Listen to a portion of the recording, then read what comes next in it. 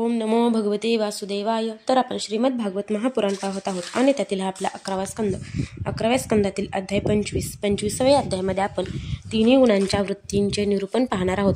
भगवान श्रीकृष्ण म्हणतात, हे पुरुष श्रेष्ठा, कोणत्या गुणांमुळे माणसाचा स्वभाव कसा बनतो ते मी तुला सांगतो.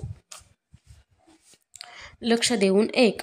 मन, संयम, इंद्रिय निग्रह, सहिष्णुता, विवेक, तप, सत्य, दया, स्मृती, संतोष, त्याग, विषय उपभोगांबद्दल अनिष्ठा, श्रद्धा, लज्जा, आत्मरती, दान, विनय, सरलता इत्यादी सत्वगुणांच्या वृत्ती होत. इच्छा, प्रयत्न, गर्व, लोभ, ताण, अपेक्षा, भेदबुद्धी, विषयभोग, युद्ध इत्यादींसाठी गर्वयुक्त उत्साह, आपल्या यशावर प्रेम, हास्य, पराक्रम, हट्टाने उद्योग करणे इत्यादी रजोगुणांच्या वृत्ती होत. क्रोध, लोभ, मिथ्या भाषण, हिंसा, याचना, पाखंड, श्रम, भांडण, शोक, मोह, विषाद, दीनता, निद्रा अशा भय, आळस इत्यादी तमोगुणींच्या वृत्ती होत. अशा प्रकारे मी सत्वगुण, रजोगुण आणि तमोगुण यांच्या बहुतेक वृत्तींचे वर्णन केले. आता त्यांच्या मिश्रणाने ज्या वृत्ती निर्माण होतात त्यांचे वर्णन ऐक. उद्धवा, 3 गुणांच्या मिश्रणानेच मी आणि माझे या प्रकारची बुद्धी उत्पन्न होते. मन, शब्दादी विषय, इंद्रिय आणि प्राण यांच्या योगाने वृत्तीचा व्यवहार होतो. जेव्हा मनुष्य धर्म, अर्थ आणि काम हे पुरुषार्थ साध्य करण्यात तत्पर असतो तेव्हा त्याला सत्वगुणांपासून श्रद्धा, तमोगुणांपासून धन आणि रजोगुणांपासून प्रेम यांची प्राप्ती होते. हेही गुणांचेच मिश्रण होय. जेव्हा माणूस सकाम कामात किंवा गृहस्थाश्रमात किंवा स्वधर्मपालनात निष्ठा ठेवून ती कामे करतो त्यावेळी सुद्धा त्याचे ठिकाणी तिन्ही गुणांचे मिश्रण आहे असे समजावे.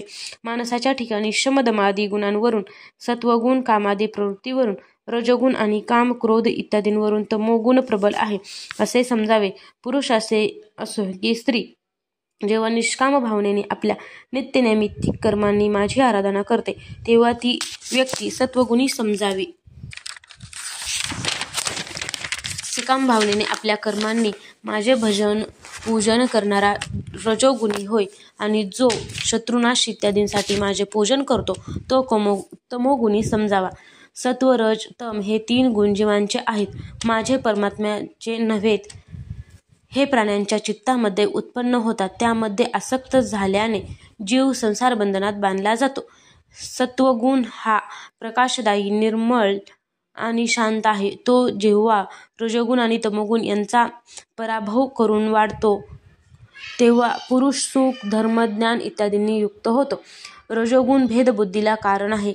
आसक्ती आणि प्रवृत्ती हा त्याचा स्वभाव आहे. जेव्हा तमोगुण आणि सत्वगुण यांच्यावर मात करून रजोगुण वाढतो तेव्हा मनुष्य दुःख, कर्म, यश आणि आर्थिक संपन्नता यांनी युक्त होतो. अज्ञान हे तमोगुणांचे स्वरूप आहे. आळस आणि बुद्धीची मूढता हे त्याचे स्वभाव होत. जेव्हा तो वाढून सत्वगुण आणि रजोगुणाला मागे टाकतो तेव्हा माणूस आकांक्षा, शोक, मोह, हिंसा, निद्रा, आळस यांना वश होतो. जेव्हा चित्त प्रसन्न असते, इंद्रिय शांत असतात, देह निर्भय असतो आणि मनामध्ये आसक्ती नसते तेव्हा सत्वगुण वाढलेला आहे असे समजावे. माझ्या प्राप्तीचे सत्वगुण हे साधन आहेत. जेव्हा कर्म करीत असताना जीवाची बुद्धी चंचल, ज्ञानेंद्रिय असंतुष्ट, कर्मेंद्रिय अस्वस्थ आणि मन भ्रांत होते तेव्हा रजोगुणाचा जोर वाढला आहे असे समजावे. चित्त जेव्हा ज्ञानेंद्रियांच्या द्वारा शब्द इत्यादी विषय योग्य रीतीने समजण्यास असमर्थ ठरेल आणि खिन्न होऊन निराश होईल, मन शून्य होईल, तसेच अज्ञान आणि खेद यांची वाढ होईल तेव्हा तमोगुण वाढला आहे असे समजावे. उद्धवा, सत्वगुण वाढल्यास देवतांचे, रजोगुण वाढल्यास असुरांचे आणि तमोगुण वाढल्यास राक्षसांचे बळ वाढते. वृत्तीमध्ये सुद्धा अनुक्रमे सत्व इत्यादी गुण वाढल्यावर देवत्व, असुरत्व आणि राक्षसत्व प्रधान निवृत्ती, प्रवृत्ती आणि मोह यांचे प्राबल्य दिसून येते. सत्वगुणांमुळे जागृती, रजोगुणांमुळे स्वप्न आणि तमोगुणांमुळे सुषुप्ती असते असे समजावे. तुरीय अवस्था आत्मरूप असल्याने या तिहींमध्ये साक्षीत्वाने एकरूप होऊन व्याप्त असते.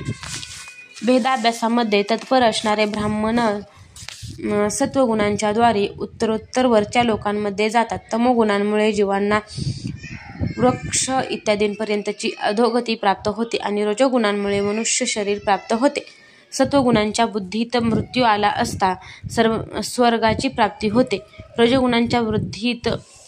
सत्वगुणांच्या वृद्धीत मृत्यू आला असता स्वर्गाची प्राप्ती होते. रजोगुणाच्या वृद्धीत मृत्यू आला असता मनुष्यलोक मिळतो आणि तमोगुणाची वृद्धी असताना त्याला मृत्यू येतो तेव्हा त्याला नरकाची प्राप्ती होते. परंतु जे त्रिगुणातीत असतात त्यांना माझीच प्राप्ती होते.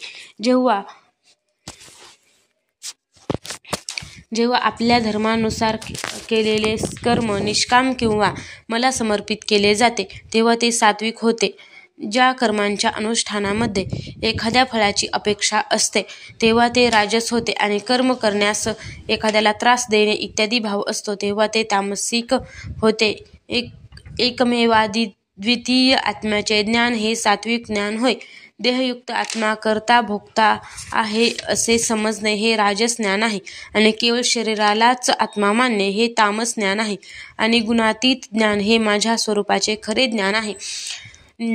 ज्ञान होय. वनात राहणे हा सात्विक निवास आहे. गावामध्ये राहणे राजस आहे आणि जुगाड इत्यादी चालणाऱ्या घरात राहणे हा तामस आहे आणि माझ्या मंदिरात राहणे हा निर्गुण निवास आहे. अनासक्त भावाने कर्म करणारा सात्विक होय.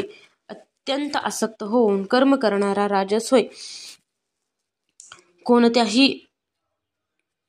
विचार न करता कर्म करणारा तामस होय आणि फक्त मलाच शरण येऊन कर्म करणारा निर्गुण समजावा.